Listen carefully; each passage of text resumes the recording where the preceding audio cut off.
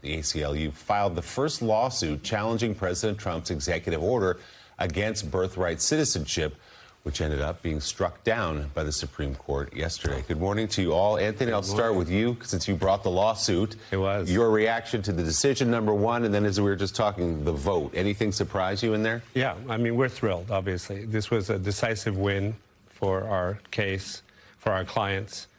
This was the president's, one of his very first executive orders, trying to strike down the right to be a U.S. citizen if you're born on American soil. We were ready for weeks before the inauguration day because we knew it would come. He'd promised it on the stump. We took him literally and seriously. We found the clients, drafted the papers, and 2 hours after he signed the executive order, we filed. We were surprised. I actually thought we were commenting before. I thought we would win 7-2. The only ones I write off right from the beginning are maybe Alito and Thomas.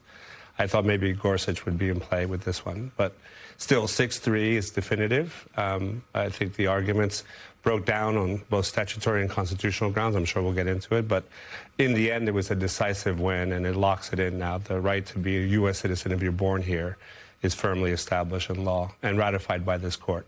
And gratifying that we had both Roberts and Amy Coney Barrett in the constitutional arguments. Birthright citizenship has been a fixation of this president, maybe brought to his attention by people like Stephen Miller and others around him. The White House calling this a destructive decision, one of the worst by the Supreme Court ever. We heard J.D. Vance and Mike Johnson criticizing the decision. Some of the things under this president that have been foundational to the country, that are enshrined in the Constitution, almost have to be restated these days. So can you talk about why you believe birthright citizenship is fundamental and important? I mean, those statements were so sad, actually. When I think about the fact that we're on the cusp of celebrating the 250th anniversary of the Declaration of Independence, some of the founding moments that animated our democracy. And what's at the core of the birthright citizenship is America's promise that we're all equal under the law, that if you're born here, you're one of us. You're an American, period. And if this executive order had gone into place, the president would have had the ability to kind of make distinguishing different classes of citizens, second-class citizens. If your parents are not born here, but you are, you're maybe not one of us. We'll carve you out from this great American promise. And I think it's fundamentally un-American, the way that they have talked about this. This is the 14th Amendment was what cured America's original sin of chattel slavery. It is also what made a nation of immigrants one nation, that we became one people with the 14th Amendment. And so for them to kind of cast aspersions and try to attack it the way they have, and we'll continue to attack it, I'm clear-eyed that this battle is not done. And the president has said as much. So, okay, that's too bad, that decision. Yeah. Now let's take this to the Congress. And Congress can't fix it. Right. The president needs to be schooled on that. The only way to fix this is with a constitutional amendment or a different case before a different Supreme Court. And they can spend all their energy if they want, but they're not going to succeed. Fallon, you sat down toting that rather heavy, voluminous decision.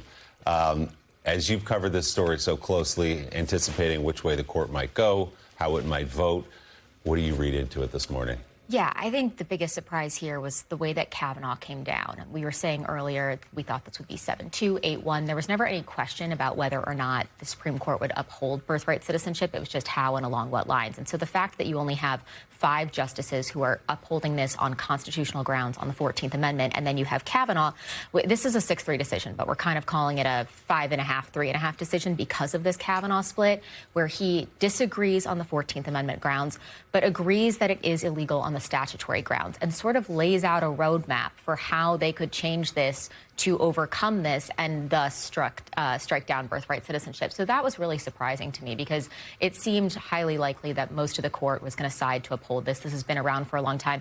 And you have to remember, too, that this is the Supreme Court's own precedent. Since 1898, they upheld this. And so the fact that this split came down as narrowly as it did, incredibly surprising. Mara, your takeaway as you look at the majority decision as it was written, effectively saying that we uphold the promise of the Constitution, a conservative Chief Justice writing that. What do you see in all this? Well, you know, Anthony said a moment ago that he thinks this isn't over.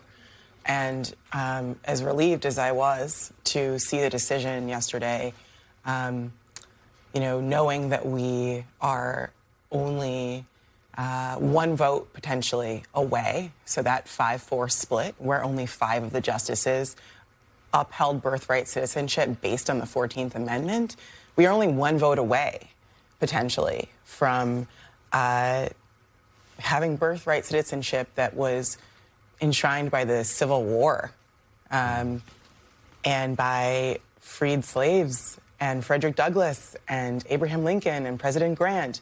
That effort could be overturned.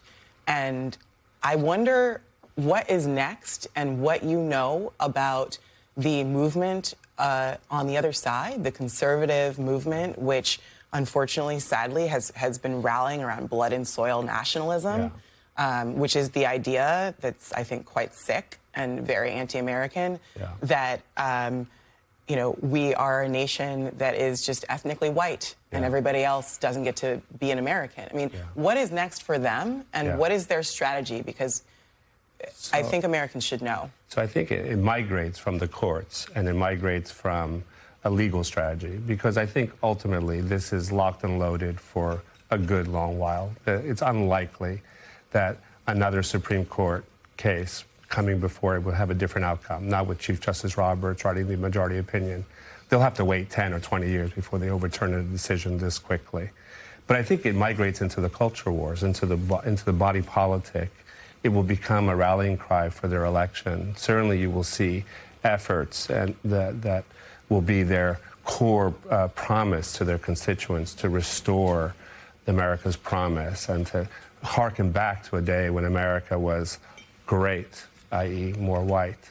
And so I think it will have great power in the political arena, but I don't think it will have continued power in the legal arena. 10 years isn't that long. Well, I know. You know, you mentioned the word sad a few minutes ago in terms of your reaction to reading some of the opinions. The sadness, I think, extends beyond just the 250th anniversary of this country coming up. When you link birthright citizenship and the arguments about that with the temporary protected status disappearing for so many people. That was a heartbreak. In this country. And it's just the burden that these people carry in this country, which was always historically so welcoming to people who came here and worked hard and still come here to work hard, and now being dismissed. And you have to add to that the case also that same day they decided about due process at the border and whether or not you could apply for asylum. And then also you have to add to that the growth of the deportation machinery. You had $170 billion and then subsequently another $70 billion to build the detention deportation machinery. And they're using that machinery. They're filling those beds. They are deporting and detaining people in record numbers. And so I think you're right. We've won this really important case at the highest level in terms of birthright citizenship. But in terms of the ground war on the attack on immigrants, on immigrant communities, it is rather significant. And I worry that we are not keeping up with the massive challenges that we're seeing to these communities. And so a nation of immigrants is really being torn asunder. And I do think that, you know, whether it's 10 or 20 years, they're going to stay on this.